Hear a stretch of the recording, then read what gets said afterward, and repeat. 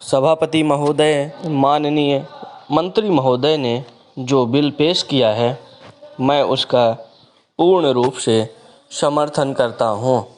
स्वतंत्रता प्राप्ति के पश्चात हमारा देश विश्व का सबसे बड़ा प्रजातंत्र बना। उस समय सभी देशवासियों ने यह सोचा था कि देश का शासन जनता के हाथ में होगा और इसके साथ ही साथ देश में समाजवाद कायम किया जाएगा।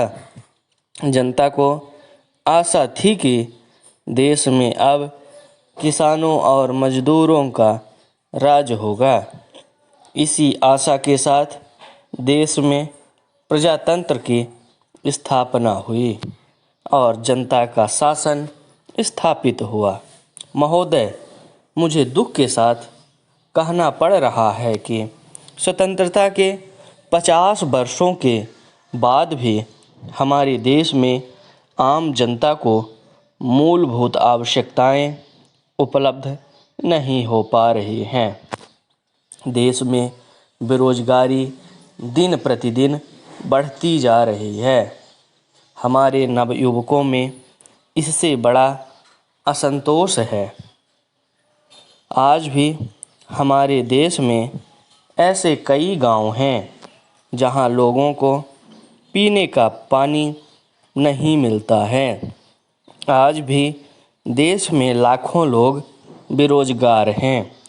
आज भी लाखों की संख्या में ऐसे किसान हैं जो गांवों में बसे हुए हैं और जिन्हें अपनी मेहनत का पूरा पैसा नहीं मिलता है।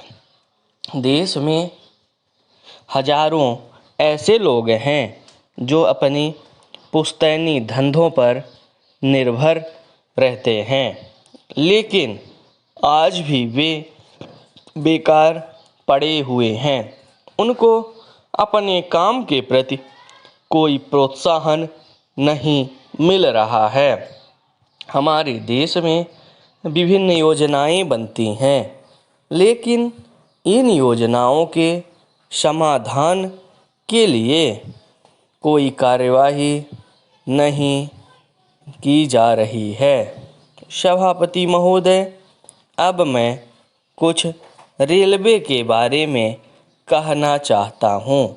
मैं आपसे निवेदन करना चाहता हूँ कि मुझे अधिक समय दिया जाए, क्योंकि मुझे बहुत सी बातें कहनी हैं।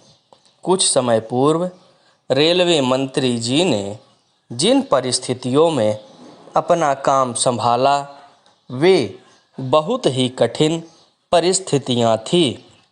पिछली सरकार ने रेल की व्यवस्था को बहुत खराब कर दिया था।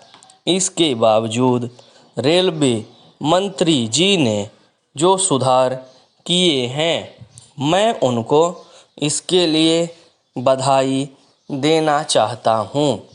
देश उस समय बहुत बड़ी कठिनाइयों में से गुजर रहा था। सूखा पड़ने के कारण लोगों तक आवश्यक वस्तुएं नहीं पहुंच पा रही थी। ऐसे समय में रेलवे ने लोगों तक आवश्यक चीज़ों को समय पर पहुंचाया, जिससे कि जनता को अधिक परेशानी का सामना ना करना पड़े। मैं यह भी बताना चाहता हूँ कि देश के ऐसे क्षेत्रों में जहाँ पीने के पानी का बहुत अभाव था, वहाँ पर भी रेलों द्वारा पीने के पानी को पहुँचाकर लोगों को राहत पहुँचाई गई।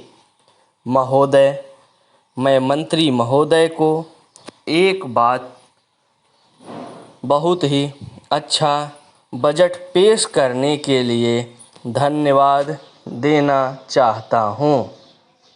यह एक आम जनता को राहत पहुँचाने वाला बजट है और इस बजट की सारे देश में प्रशंसा की गई है।